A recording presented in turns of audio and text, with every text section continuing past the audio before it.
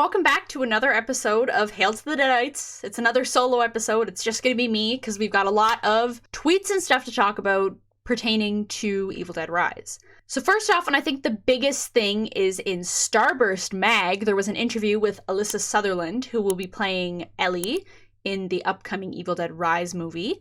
So I thought maybe I would read out the interview for you and talk about some more stuff that's going on in this episode. So the article is called The Dead Speak. It's by Saul Harris. I will put their Twitter @ somewhere on here so you can give them a follow. It's been over 10 years since the last film in the beloved Evil Dead franchise was released.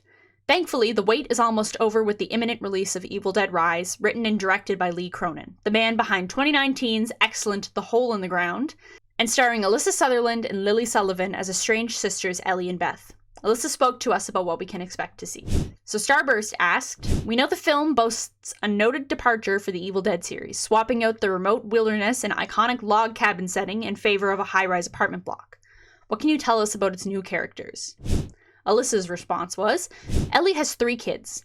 She's a single mom, and at the beginning of the film we learn that her husband is left and she's left with the kids, and she's just found out that the building she lives in is being demolished, so she has to find somewhere new to live.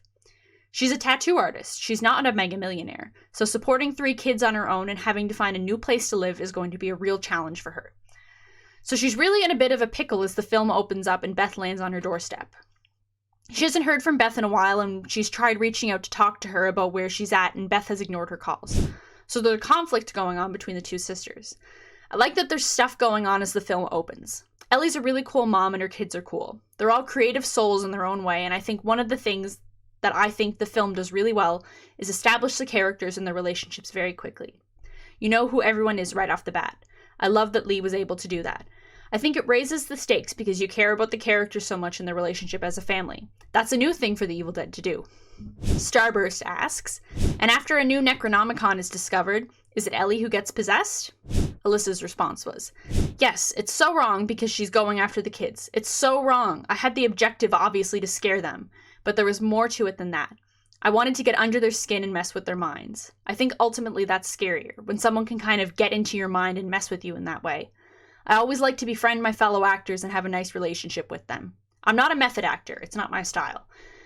But I did mess around while the cameras were rolling. There's one scene, and it's in the trailer, where I have to tell a story like, I had this dream and it was the perfect day. The poor kids had to shoot their reaction to that story time again and again. The cameras weren't on me, so it didn't matter what I said, and I just started changing it up every single time. I learned something about myself that day, that I'm quite dark on the inside.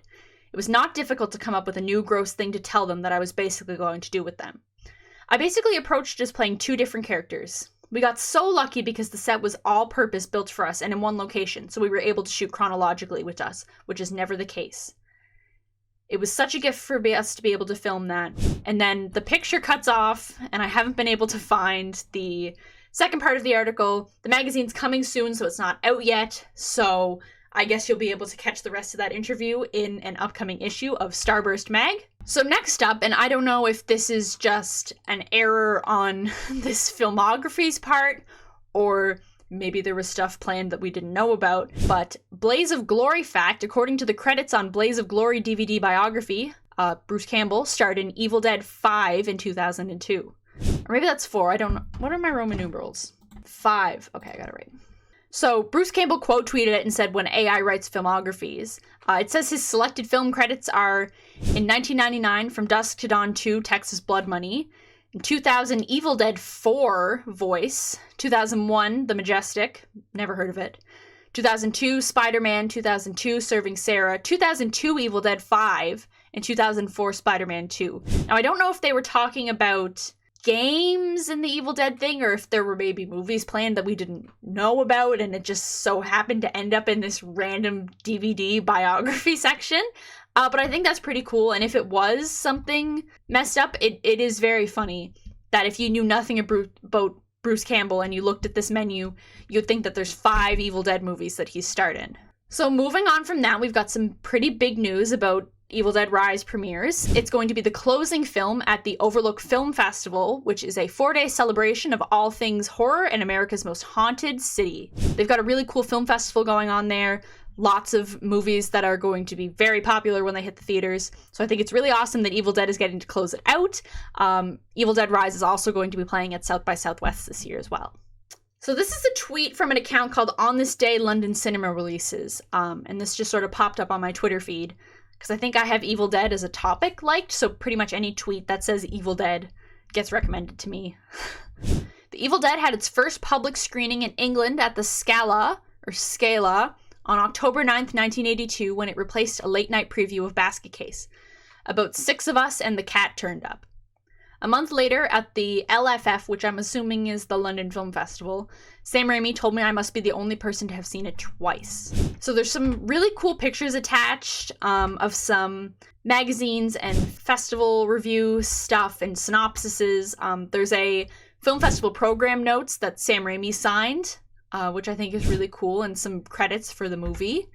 I just thought that was really cool. I love archival stuff like that, and I don't know, like Sam Raimi is, I'd say, a pretty well-known director now. I mean, he's done like Marvel movies and Spider-Man and stuff, so it's really interesting, or just a nice perspective, I guess, to just see when he like wasn't that well-known of a director and how much of a personable person he is and was. So I think that was really cool that he was like, hey, you're the only person that's probably seen it twice. I thought that was really awesome. I've never seen Evil Dead in a theater setting, and I really, really want to. I really, really, really want to see the original either at the drive-in or like a remastered, or even the original screening done at a theater. But unfortunately, my local theater only plays blockbusters, and we have no independent cinema here, so I'm kind of pressed. So I had this tweet bookmarked because I was going to do a video that day, then I got a little busy. Today's March 6th, and I bookmarked this on February 24th. So it's another tweet from On This Day London Cinema Releases. So on this day, or I guess on February 24th, 1983, Sam Raimi's The Evil Dead opened at the Prince Charles Cinema in London. The distributors, Palace Pictures, accidentally provided them with an uncut print that was screened for a short time until replaced with the BBFC cut version. I'm pretty sure Sam Raimi went to court over the first Evil Dead movie because of how gruesome it was, and I think people in the UK thought it was a snuff film. I think there's a video online of a TV show where he went on and people talked to him about the court case and the Evil Dead stuff. I'll link it below if I can find it. But if not, if you search Sam Raimi interview, it'll probably come up because I've seen them all and that's where I saw it. So we also found out a couple weeks ago that Stryker Entertainment is now handling the consumer product licensing for Evil Dead Rise, which means that merchandise and etc., so more stuff probably, will be coming soon. I can't wait. I'm so excited. I love Evil Dead merch. I have so much. I have so many shirts. I have so many horror shirts. My dresser is overflowing. My closet is overflowing with Evil Dead stuff. So I'm very excited to add some Evil Dead Rise merch into that collection. And then obviously when they announce stuff, I will let you guys know what's coming out and when and where you can get it. So I think February 24th was a pretty big day for Evil Dead news because we got those 2 tweets and then a Lee Cronin tweet that says, everyone loves a relaxing visit to the lake. On April 21st, you can experience a not-so-relaxing, dread-fueled, blood-drenched visit to the lake. It's way more fun and goes really well with popcorn. Hashtag Evil Dead Rise. I can't wait. I can't wait. And then in the comments below, he says there will be competitions to win tickets to premieres if you keep your eyes peeled in the few weeks' time. So keep your eye out for that. I don't, my passport isn't even valid, but I'm still going to enter. I'm still going to enter those contests.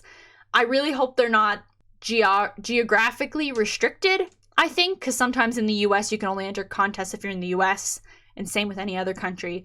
So I really hope there's a competition for the Canadian premiere, because I wouldn't need my passport for that. So Bruce Campbell and Rob Tappert did an interview on the Postmortem with Mick Garris podcast on Dread Central, talking about Evil Dead. They talked a little bit about Army of Darkness, and Bruce Campbell said we kind of killed the franchise. I'll link the article below. It's kind of, it's not a huge read, but it's a little bit of a read. It's too much for me to sit and read, and I don't want to completely rip off someone's article that they wrote just by reading it to you guys. But yeah, I would definitely recommend reading that. There's a whole podcast that they did together. I haven't listened to it myself, but I will definitely be listening to it later, and we'll have a discussion about it maybe in the next episode of Hail to the Deadites, which would be fun. So actually today I found a couple Evil Dead related tweets, and then I realized I had enough probably to do a whole episode, which is why I'm here.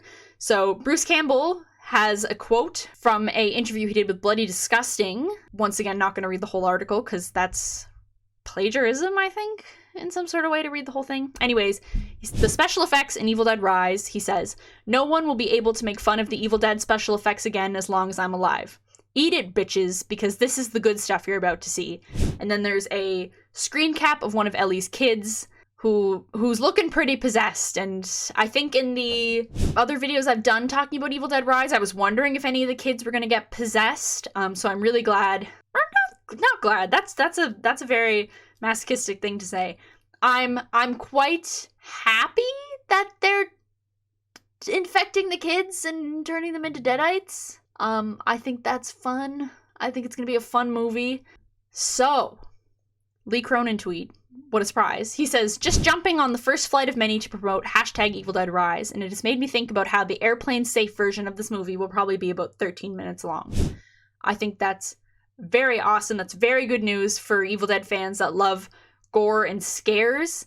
I didn't know that they had to cut movies to be airplane safe. I thought maybe they would just have them there like normal movies, but that's pretty awesome. I mean, the movie's like 90 minutes long, so at least, what's the math? Like 77 minutes worth of it is just going to be a total splatterfest, or a splatter royale, I should say.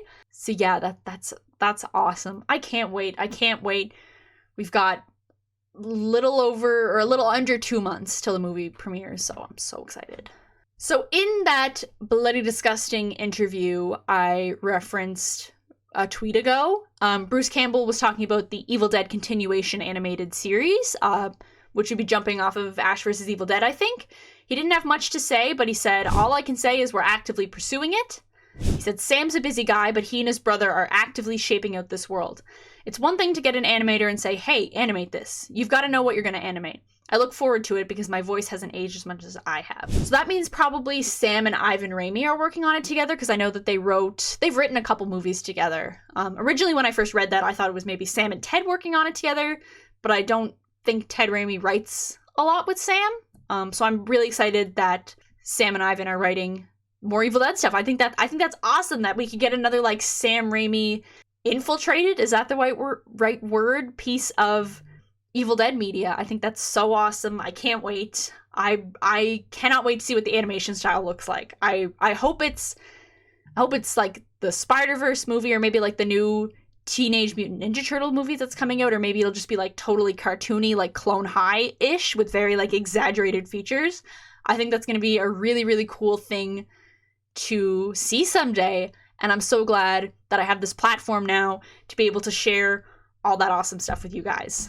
So our final note of the evening is that Grindhouse Releasing has a limited edition glow-in-the-dark Evil Dead shirt. They did not sponsor me, I just think the shirt is really cool. I want one, but I have to save money. So I thought I would let you guys know. Once again, everything I talked about I'm going to link in the description. So you can check it out for yourself and share it online and stuff, and read it or listen to it or buy it in case of the shirt. So I really think this shirt is awesome. I have a glow-in-the-dark Evil Dead shirt. It's the long sleeve one from Cavity Colors, I think. I'm gonna have to wear it again sometime. But I work in like an editing bay for my job, so I kind of glow because the shirts glow in the dark, and we typically don't have the lights on and the curtains are closed. So I kind of glow in the dark at work if I wear it, which is fun, but a little distracting for me, because then I'm just looking at my shirt and all the Kandarian writing on it and all the Deadites and stuff, and I get distracted. I don't get anything done. I'm just kidding. I don't get that distracted at work. I do my job, I promise. There's two things I forgot to mention. One of them is that the Evil Dead the Game vinyl from the Ultimate Collector's Edition has finally shipped. They had a bunch of delays in getting them made and sent off, but I got my order sent confirmation a couple days ago, so I'm really excited for that to get here, and we can unbox it together and check it out. I'll show a photo here of what the picture they sent with it. It's all the vinyl in the back of the case. It looks really awesome. I love the colors that they chose. So I'm really excited for that. The next thing is just another quote from the Bloody Disgusting article on Evil Dead Rise that Bruce Campbell did. And he said that director Lee Cronin did a really bang-up job. You can expect to be very disturbed. I think people are in for trouble. I feel sorry for audiences in advance. And that's awesome. I am literally so excited that Bruce Campbell thinks this movie is going to be disturbing, because that means it's going to be really disturbing. So I'm very excited for that. So that's just all I wanted to say. I hope you enjoy the rest of the video. That's going to be it for this episode of Hail to the Deadites. I was thinking it was maybe going to be a little bit longer, but I feel like I got a lot to share with you guys. And hopefully the next episode, I've got someone to hang out with to talk about Evil Dead Rise stuff with, and just Evil Dead stuff in general. So I really hope you enjoyed this short but sweet episode of Hail to the Deadites. Let me know in the comments below something. Share with me something about the Evil Dead that you like, and I'll share with you what I like about it. And we'll have a little civil discussion about the Evil Dead down in the comments. So make sure to like, share, and subscribe. And I will see you in the next video. Stay groovy.